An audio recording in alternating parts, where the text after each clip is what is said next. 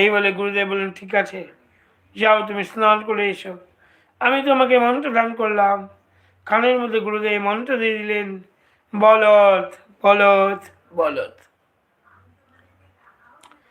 এই বলদ মন্ত্র যখন দান করে দিলেন, শিষ্য তো খুব খুশি হয়ে গেল।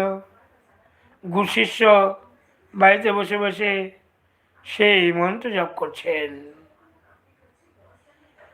আর যখন শিষ্য গুরুদেবের পাওয়া বলদ মন্ত্র জপ করছে তুলসী তলায় বসে, আর তার এমন ভক্তি, এমন শ্রদ্ধা, সেই মন্ত্র জপ করতে করতে ওই বৈকুণ্ঠে, সেই কৈলাসের যে ভোলানাথের বাহন বলদ, সে খুব ব্যাকুল হতে লাগলো।